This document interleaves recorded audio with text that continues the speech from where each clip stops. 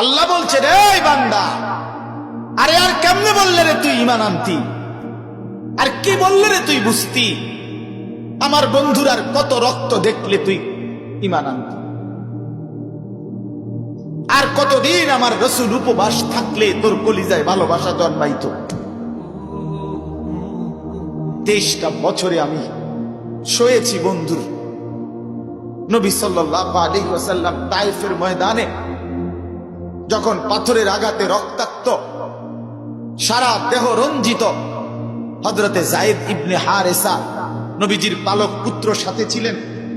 উনি বলেন, পায়ে রাসূলুল্লাহর শরীরের রক্তে পায়ের জুতা মোবারক জমাট বাইধা গেছে।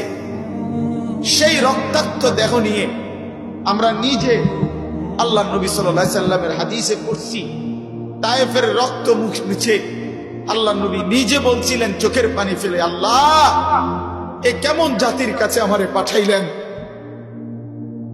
যে জাতি আপনার দিকে ডাকার বিনিময়ে এইভাবে পাথর মারলো আমারে। আমরা হযরত মাওলানা তারিক জামিল সাহেবের বয়ানে শুনছি, উনি বলছেন 7 আসমানের ফেরেশতারাও চিৎকার করে বলছে, হায় আল্লাহ, আপনার বন্ধুর গায়ে এভাবে পাথর মারছে, রক্তাক্ত করে ফেলছে, আপনি তো আছেন মাওলা, আপনি কেমনে সইছেন? নবীজি পেটে পাথর বাঁধছে তো আল্লাহ কেমনে সইছে? উহুদের দান শহীদ রক্তে ভাসছে, জমিন ভেসেছে তো আল্লাহ কেমনে সহ্য করছে? এত কিছুর বিনিময়ে, এত কোরবানি ত্যাগের বিনিময়ে, দিবানিশি এই পরিশ্রমের বিনিময়ে 23টা বছর খোদার কসম, আল্লাহ নবী সাল্লাল্লাহু আলাইহি ওয়াসাল্লাম সমস্ত ঐতিহাসিকদের হিসাব এটা, নবী সাল্লাল্লাহু আলাইহি ওয়াসাল্লাম ঘরে বিছানায় ছিলেন যতক্ষণ, তার চাইতে বেশি, কয়েক গুণ বেশি আল্লাহ নবী সাল্লাল্লাহু আলাইহি ওয়াসাল্লাম ঘোড়ার পিঠে মানুষের দাঁড়ে দাঁড়ে ছিলেন বেশি।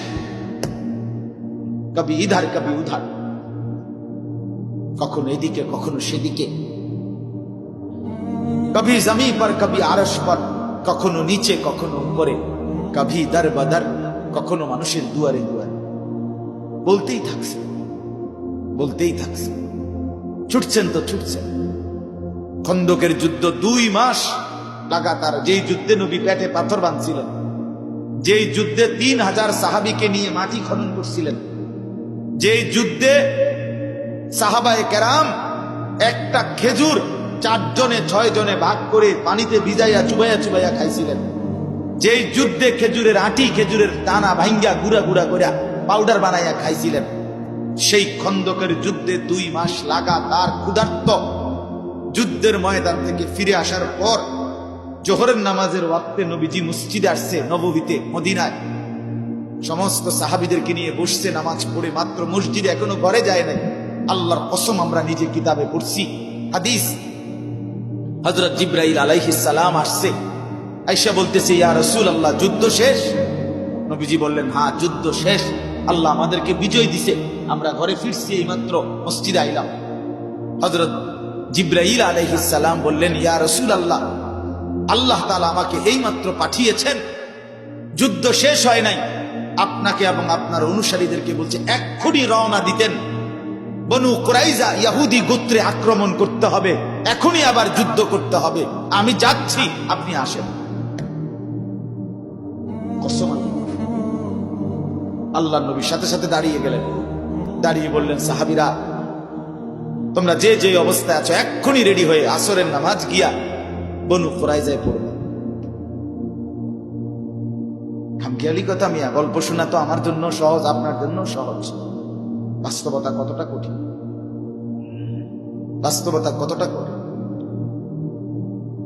এত কষ্ট, এত কুরবানি, এত ফিকির, এত মেহনত বিনিময় ইসলামটাকে আমরা কি বুঝলাম? যার যার মন, যার যার খামখেয়ালি, যার যার